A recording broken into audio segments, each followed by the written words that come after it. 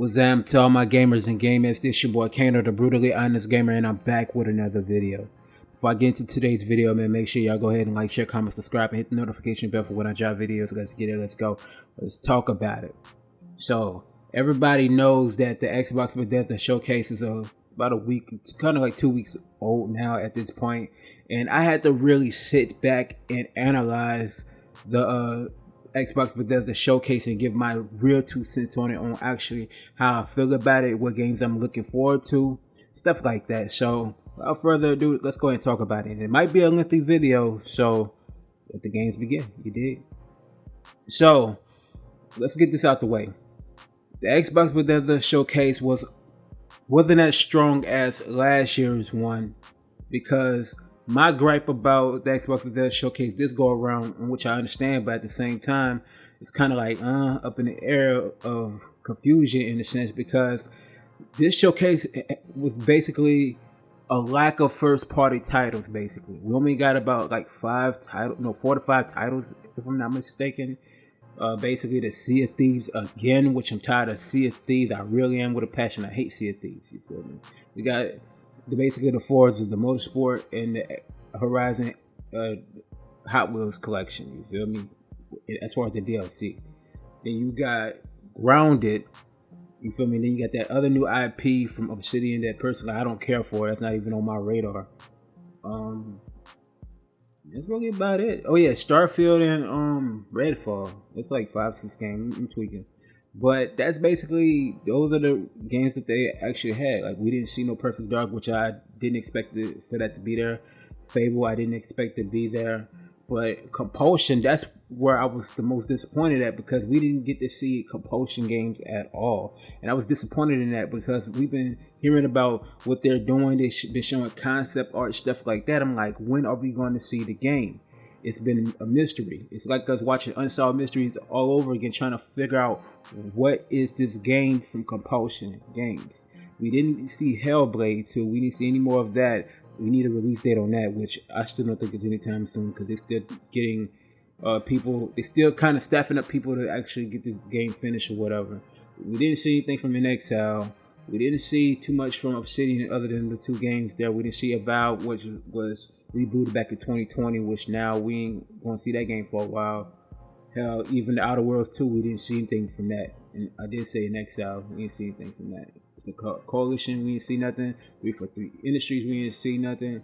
Hell, they got so many studios, I can't even think off the top of the head. Oh yeah, Wolfenstein 3, we didn't see that. We didn't see anything from Indiana Jones. We didn't really see anything first party related from Microsoft that much in this press conference. That's why I say it was more of a disappointment in that aspect of the press conference. Even though the press conference wasn't that bad, it was actually pretty decent. It was just not up to par with the first party titles. It was more third party type of title. It's console launch exclusive. Basically means it's a timed exclusive, stuff like that. So that's where the disappointment lies in. All right. Now that I got that out of the way, let's talk about the Kojima Partnership. So this Kojima Partnership is basically for cloud gaming. He want to create a horror game. Overdose? I think that's the name. Personally, that's cool that they have a partnership, but we ain't gonna see nothing from that anytime soon. So right now at this point, I can care less until I'm wild. And Death Stranding, I'm still not sold on. I think that game is garbage truck juice. That's just my personal opinion. Like, whenever I get my PlayStation 5, I may get the I wouldn't say the premium one, but the other one where I'll be able to play Death Stranding. I'll try it out, but I know I ain't gonna like the game, because it's like a walking simulator where you just peeing out everywhere. You feel me? That's just me. You feel me? So the Starfield situation, I'm gonna get into right now. Basically, I seen the gameplay. It's cool, but I'm not 100% sold on it. It didn't wow me. At the press conference, you could see that the game needed to be delayed, which is understandable. You don't want to put out a trash game. You want to put out an efficient game. And Starfield had bugs and kinks that they need to work out. So I'm going to give it a benefit of doubt. I definitely will be playing this game on Game Pass day one, whenever it's released, to give my 2 cents on it on the review on the Gamer Section channel. You did. But other than that, from what I've seen, it looks decent. Graphically, they still need to work out the kinks on that creator space too, or creator engine too, They still need to work that out for their next games outside of Starfield, because I know they already working on the Elder Scrolls 6. They in pre-production with that though. But honestly, in my opinion, Starfield graphically it was decent. It wasn't the best thing since sliced bread, but it is what it is. Gameplay wise, you could see that they had some frame rate drops, but it is what it is. Can't even get mad at it. It still needs to be worked on. I see why they delayed it. It is what it is. You dig? So let's go ahead and talk about the games that I liked from this show that I actually want to play day one for shiggity. You dig? So the first game I'm going to talk about is Redfall. Now, we already know this is a co-op, well, I say a co-op first-person shooter, basically, where you're shooting vampires and getting from point A to point B. You could either play this solo or you could play this with a crew or whatever. Me, personally, I'm a single-player type of player / fighting game player. But I definitely see myself playing co-op with the people that I'm cool with in the gaming culture, in the gaming community. You feel me? You can see there's a lot of upgrading, customization stuff with each of the characters that you could choose from this game. I'm definitely sold on it to a certain degree. I want to see more with the game. There is some kinks that they will have to fix, but in my honest opinion, I think Redfall will come out before Starfield. That's just my personal opinion. But yeah, I definitely would play not Starfield. I would play Starfield, but I definitely would play Redfall. So that's really all I got to say about Redfall. Alright, so the next game that really was high on my radar, that was real wacky to me, it was crazy, was High on Life. You feel me? Made from the creators of Ricky and Morty.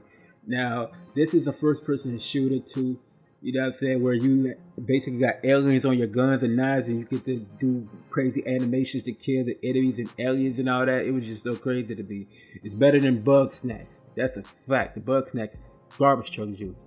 And it's on Game Pass, and I still haven't played it yet. So anybody that want me to play, you're gonna have to pay me to play that bullcrap game. But anywho, you know what I mean? High on Life is definitely coming out October. It's supposed to come out in October sometime. We don't know. But graphically, it's a beautiful looking game. I'm definitely sold on it. When I saw it, I was like, okay, this is interesting. That really kind of sparked my attention. And definitely, the gameplay is definitely right up the radar for me, because I do like first person shooters. Not all the time, but I do like them to a certain degree. But this is different. And like I said, the animation of how you kill an alien is just crazy. Like, you take a knife and stab the alien in the eye and pull the eye out. That's just crazy to me. I'm definitely gonna play that day one on Game Pass. Alright, the third game that really got my attention, I already played the first one. I can't wait to play the second one. If y'all play A Plague's Tale: Innocence, y'all go play that one. It's on Game Pass, it's on PlayStation, all that. Go play that, man. It's a phenomenal game. I definitely enjoyed the game. It was a great story. It had some sad moments, but from A Plague's Tale: Requiem, the difference between Innocence and Requiem is that the main character that you play with, she's more ruthless on this one than the first one. If you play Tomb Raider, the Definitive Edition, the reboot version, she starts out innocent, but as soon as you get to Shadow of the Tomb Raider, she basically becomes ruthless. That's basically what A Plague's Tale: Requiem is. You know what I'm saying? First one on Innocence, she was trying to get away, and she had basically, you know, was feeling innocent, but on this one, she's more ruthless. She got ways to kill. She hitting you with bow and arrows. Graphically, this is one of the most impressive games that I actually seen graphically. I'm definitely playing this day one. I'm definitely going to live stream it. I'm definitely going to do a review on this game for sure. Man, I'm just so excited about this game. I'm ready to see it, with the two characters progress, how the two characters progress from the Innocence game compared to the Requiem game. So I'm definitely excited about that for sure. You know what I'm saying? Now, the next game that really got my attention, and really I'm not big on racing games as far as like simulators. I like games like Need for Speed and Midnight Club and stuff like that. But Forza Motorsport, the remake game, graphically, I was definitely impressed. The only difference is that track that everybody done seen on this gameplay is basically the same one we've been seeing since Forza Motorsport 5. Well, actually, no. Forza Motorsport 4. We've been seeing that same type of track. Only thing is the graphical difference. Graphically, you could tell there was a lot of changes that they made within this game. They rebuilt the engine from the ground up. It looks like you could definitely see that they added a lot of ray tracing to the game. It's spot on. This is going to definitely give Gran Turismo 7 a run for its money. I'm telling you right now. I'm definitely intrigued by that. game. I'm definitely going to play it, but that Sinister's review, he's going to end up reviewing that game. So y'all stay tuned for that review when it drops next year for sure. But with that being said, though, the next game that really caught my radar is still on Forza, but it's Horizon 5 with the DLC of the Hot Wheels. I'm definitely want to play that. I'm definitely playing that for sure. You feel me? That game right there for the Horizon 5, I definitely like it. It's a simulation, but it's more basically of an arcade style simulation game. So definitely I want to play it. Since you're playing on a Hot Wheels tracks, man, that's going to be dope as hell. But it's not too far along of the release date. It's going to be out, I think, mid-July. I think July 15, July 14, one of the two. But I definitely want to play it day one for sure, man. I can't wait to see the new tracks, the new cars that's in the game. The gameplay, it looks like they tweaked it up a lot more graphically and everything. So definitely want to play that for sure. You dig? So the next game I definitely want to play, and that's a figgity facts on that, you heard me, is Flintlock, The Siege of Dawn. Now, if y'all play Ashen, it's like a Dark Souls style game. Not on the levels of Elden Ring. Elden Ring is better than Ashen, but this game right here is basically an action RPG where basically it has more of a hack and slash element. You know, it doesn't feel like it has that Dark Souls element to the game at all. It's like you can tell the storytelling is there definitely in the game, with meaning you got some killer animations where when you kill an enemy, the animation is going to be there. It's going to look phenomenal and it's going to look crazy.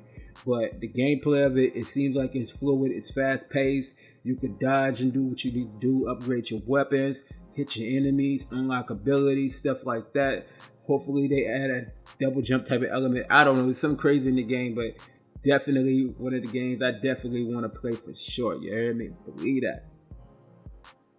All right, the next game that I've seen that really kind of like caught my attention, but really didn't catch my attention 100% because we haven't seen the gameplay for it at all. But it has to be I'm going to butcher this word, so my bad. Is Eberron Shadow Legacy. This game, to me, it has that Tenchu vibe to the game where you're in the shadows a lot and you get a lot of stealth kills on the robot assassins or robots or whatever they're going to call it on this game. But you're definitely in the shadows majority of the time. You're doing a lot of stealth. You got multiple ways to kill an enemy. Really, we haven't seen the gameplay for it officially. I want to see more to this game, but it definitely has my attention for real. So I'm definitely excited about this game. You know what I'm saying? I want to see more. That's a fact. You dig? So the next game, this is like my final game that really caught my attention, but we need to see gameplay. I don't want to see no CGI anymore. I want to see gameplay. And that's from Team Ninja with Wulong Fallen Dynasty. You feel me? Now that game right there, like I said, is made from Team Ninja. If y'all not familiar with Team Ninja, well, that's a Team Ninja. They're basically the group that created the Dead or Alive series, the Ninja Gaiden series, the Neo series 1 and 2, and now they're creating Wulong. Now, from what I heard about this game is it has that Dark Souls element. It's a more of a linear style game, so it's really not it's not open world. If you think about it, Ninja Gaiden was a tough game. It was very challenging, but it was a linear game if you think about it because it goes by chapters. So I feel like this game right here, Wulong Fallen Dynasty, is going to go by chapters within this one. I believe you'll have some upgradable weapons and stuff like that, but I definitely want to see more, man. It's not really too much information on this game like that, but it's enough that caught my attention to the point where, yeah, I definitely play it. It's supposed to come out early next year, but to be honest with you, I don't believe it, man. We've been in this generation of a delayed year. They're just figgity facts on that. That's just real. You know what I'm talking about? But that's really all the games that really caught my attention from this Xbox Bethesda Showcase. You feel me? Like, there wasn't really too many games on there that was like, wow to me. You feel me? That was like, oh man, I'm sold on this game.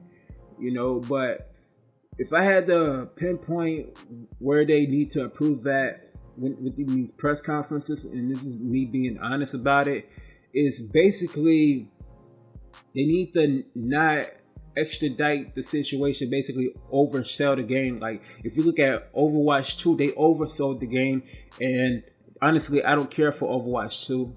Well, Overwatch 1.5 is not even 2 yet. It's just basically the same game. they're going to add single player to it. I'll try it then, the single player aspect of it, but really I don't have any interest in the game as of this moment.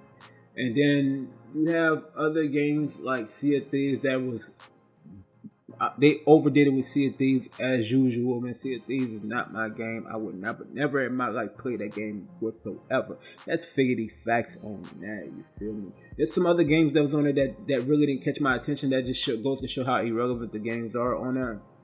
But all in all, though, it wasn't a bad showing. It wasn't the best showing. It was one of their more weaker conferences. And then the extended one, I didn't particularly care for like that neither. You feel me?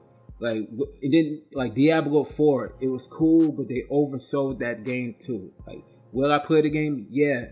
It's not coming to Game Pass right off the rip because that Microsoft Activision deal is not yet completed, but it will be completed soon. I believe by the end of this year it will be completed. And a lot of them games is going on Game Pass day one. A lot of the past Call of Duties is going to be on Game Pass day one. I don't know about the Modern Warfare 2 as of yet because of the marketing deal with Sony.